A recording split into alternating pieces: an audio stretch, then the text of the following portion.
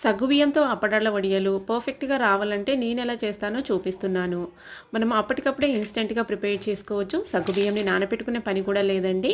Mixie జార్‌లోకి 1 cup సగ్గుబియ్యం వేసుకొని మిక్సీ పట్టుకున్నాను రవ్వలాగా. దీంట్లోకి 2 కప్పుల నీళ్లు వేసుకొని బాగా మిక్స్ చేసుకొని పక్కన పెట్టేసుకున్నాను.